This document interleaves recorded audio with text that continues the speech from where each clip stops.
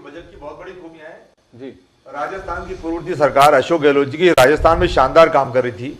राजस्थान की बहादुर जनता ने अपने दिल पे बहुत बड़ा पत्थर रख के अशोक गहलोत जी को साइड में किया। भारतीय जनता पार्टी की झूठी बातों में आकर के भारतीय जनता पार्टी को 115 का मैंडेट दिया और मात्र 60 दिन के बाद आज जब राजस्थान की जनता ने देखा कि हमारे साथ इतना बड़ा धोखा हो गया तो राजस्थान की जनता अपने आप को ठगा सा महसूस कर रही है। सबसे बड़ी बात, भारतीय जनता पार्टी ने जिस चीज को ढाल बना करके पूरा चुनाव जीता कि हम पेट्रोल डीजल सस्ता करेंगे, हम उस पे से वैट हटाएंगे, हम हरियाणा के बराबर, दिल्ली के बराबर उस पेट्रोल डीजल को करने का प्रयास करेंगे। हमारी सरकार आती है तो, डबल इंजन की सरकार आती है तो राजस्थान की भोली जनता ने, समझदार जनता ने भारतीय जनता पार्टी को डबल इंजन की सरकार दे दी।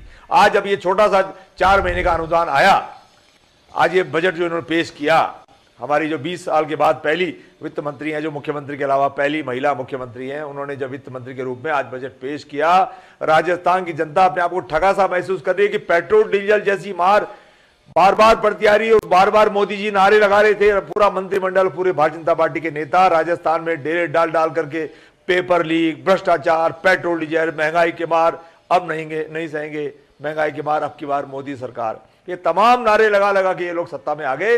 आज राजस्थान की जनता को पता चला कि भारतीय जनता पार्टी को सिर्फ बातें करना आता है, वोट लेना आता है। भारतीय जनता पार्टी ने केवल भाषण देने का काम किया। कल राज्यसभा में आपने देखा था, देश के प्रधानमंत्री इस तरीके से भाषण दे रहे थे जैसे किसी चौराहे के ऊपर कोई रैली को संबोधित कर रहे हो और राष्ट्रीय अध्यक्ष के रूप में बोल रहे हो, जबकि प्रधानमंत्री देश के गार्जियन है, सभी पॉलिटिकल पार्टियों के नेता है, वो हमारे देश के नेता है, हमारे देश के प्रधानमंत्री, हमारे भारत के गार्जियन के रूप में है। लेकिन वो किस तरह से पानी पी के कांग्रेस पार्टी को और विपक्ष को कोस रहे थे।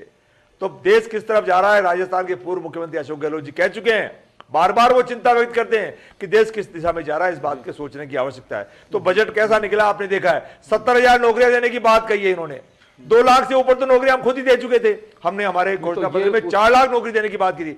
ऊंट के भी में जीरा होता है ना, उस तरह की बात कर रहे हैं। तो केवल लोगों को छलावा देने का काम किया है, झूठ बोलने का काम किया है। राजकुमार जी, अंतरिम बजट है, ये 4 महीने के लिए आया, जुलाई में फिर बजट आएगा, हो सकता है कुछ उस बजट में और चीजें हों, क्योंकि अगर ज्यादा घोषणाएं करती फाइनेंस मिनिस्टर तो एक ये भी मैसेज जाता कि देखिए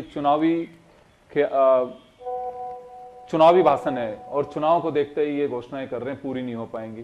तो एक लिमिटेड घोषणा जो किए हैं, तो आपको लगता है कि अपनी लिमिट तय की है उन्होंने, तो यहाँ कुछ काम के आसार बनते हैं। तो भाषण देते वक्त तय करते हैं फिर लिमिट, तब तो आप बड़े बड़े बोल गए, बड़ी बड़ी मीटिंगों में बोल गए, राजस्थान की जनता को बेवकूफ बना दिया। तो आपको लगता है कि विधानसभा चुनाव में ये सब कुछ लिमिट तय करनी चाहिए थी? बोलने से पहले तोलना चाहिए ना, तब तो आप तोल ही रहे हो। चलिए, तो आप तोलने का काम बंद कर दिया आपने। हरिशंकर जी हमारे साथ में, वो जवाब देते हैं आपको।